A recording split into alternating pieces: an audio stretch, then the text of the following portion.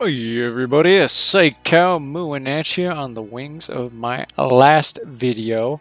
In my last video, we talked about tunneling and camping and where the line is. In this video, we're going to talk about overpowered perks while I follow all of the arbitrary rules that the survivors have set forth for the killers. You saw them up there, you should know them by now. If you have any interest in this video at all, you probably played a little bit of Dead by Daylight. So, one thing that I think is funny is I've had some hate for using quote-unquote OP perks. Usually this centers around barbecue and chili. But in the same vein, I've had people say, hey, don't fucking camp, even though like half the time I'm just kicking generators in an area. I'm not actually camping. And if I don't see anybody in that area, I'm gonna go somewhere else. Those people tend to tell me to use barbecue and chili so that I don't have to camp. So we have both sides of the fence. People telling me to use a perk so that I don't do a different thing, and then people telling me that these perks are overpowered. Half of them were D-Strike users. Worth mentioning. So now that we've set up the disparity in survivor opinions, why don't we talk a little bit about D-Strike? I have found that most matches have one person with D-Strike. That's a manageable amount of Dire Strike. Because if somebody hops off my shoulder, cool, probably still going to get on the hook. If 4 people D-Strike me, geez, there's a good chance people are going to start escaping at a rate that I would not consider a tie. So now we're talking about density dependent balancing, and you see why the devs don't even fucking bother, because that's ludicrous. Like, as it stands with the amount of people using it, it's balanced. If more people use it, it'd be unbalanced. How do you patch that? You don't. I only see any real solution of being shrinking the skill check window on D-Strike so that more people fail it. But whatever. Like I said, the current rate of appearance makes it balanced. So after that, we got Ruin, one of the most crutch perks in the game. And what would I like to see happen with Ruin? I'd like to see a Ruin be less of a crutch perk. There's a lot of killers that by nature of even using their kit have to waste time. Freddy wastes 7 seconds putting people to sleep. You better believe I need Ruin to buy myself that extra time.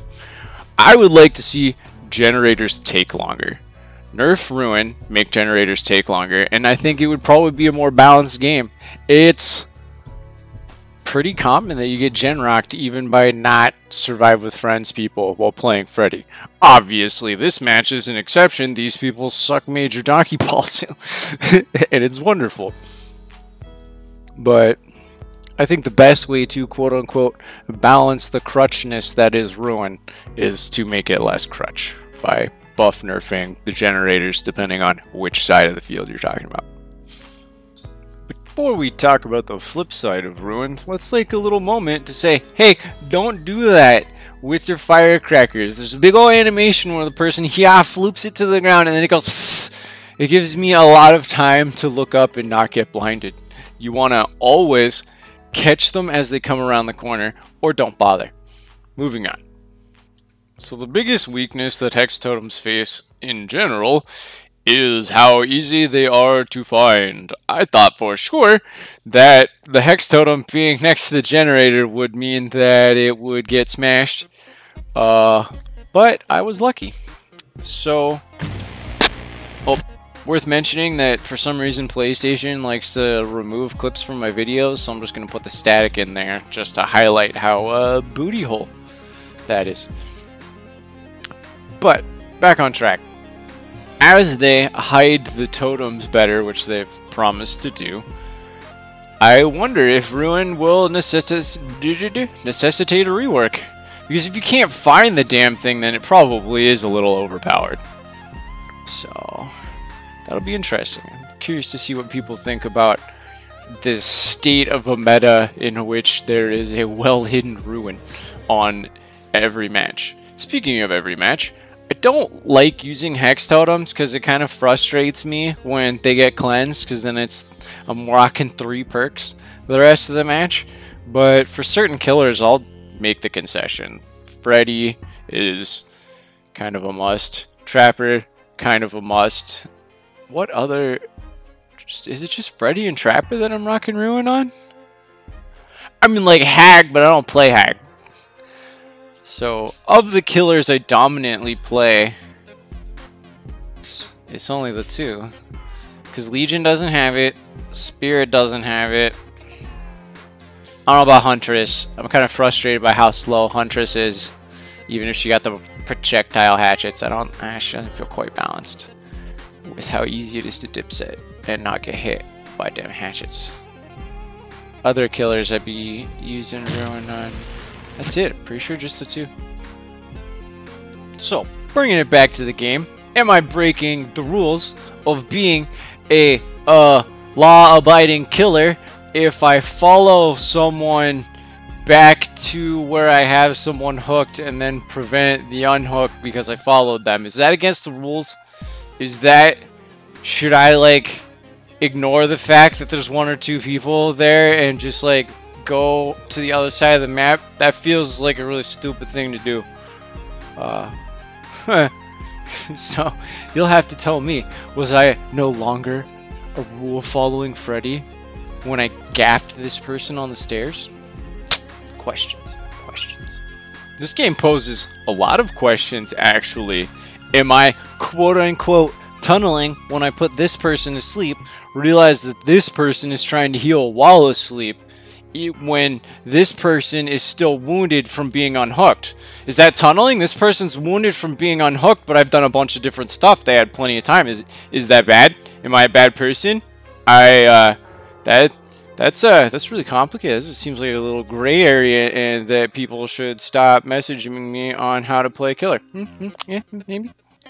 So, it's not like I don't love hate mail, and it's not like I don't thrive on the ignorance of people's comments, but don't expect like a one-sentence black and white statement is gonna convince anyone of anything ever. My favorite so far was one guy goes, all camping equals trash. And so then I posit to that person this situation right here. I either tunnel someone who's technically fresh off hook, even though I hooked someone before they were unhooked, so that's a little debatable. Still kind of feels like tunneling off a hook, but they were the only person I saw, and my only other option is to go back and check on the other hook, which would be hook camping. So either I'm tunneling or I'm camping. Do I just go fucking masturbate in a corner until things are different? Is that what Freddy should do?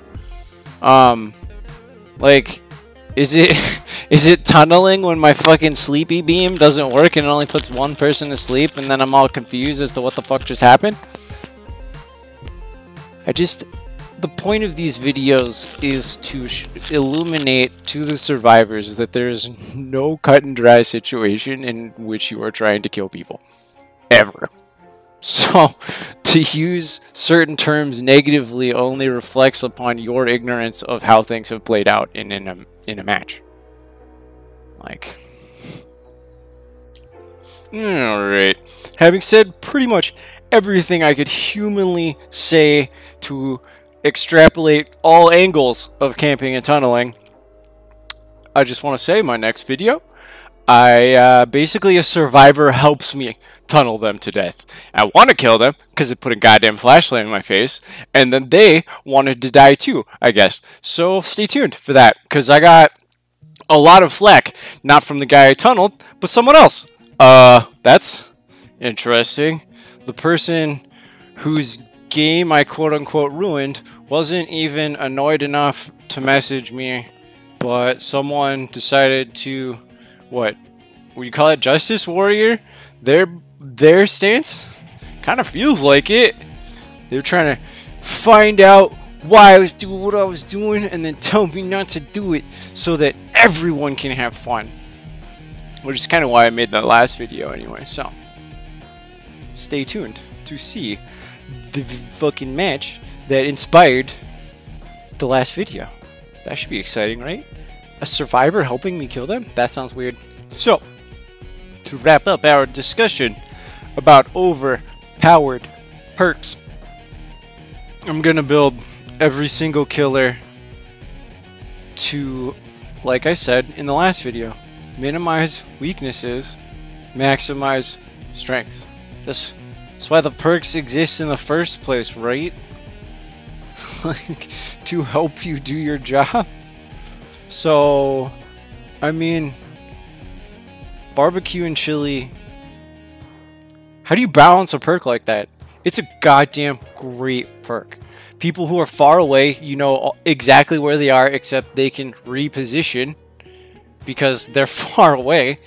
And if you don't see someone, you know that they're within a 36-meter circle of you, which is informative, but I don't think it's broken.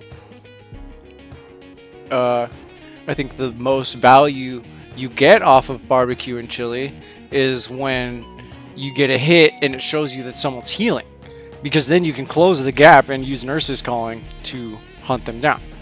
Is that broken? I don't know. Sloppy Butcher is probably one of the best perks in the game right now, and I've not once had anyone be like, hey, fuck you, you sloppy butchering asshole. So, ultimately, it's the inconsistency among the survivors that makes me have any trouble giving them credibility of any kind whatsoever. So, if you have an educated comment, or hell, an uneducated comment I can cut in half, feel free to do so in the space below, my friend.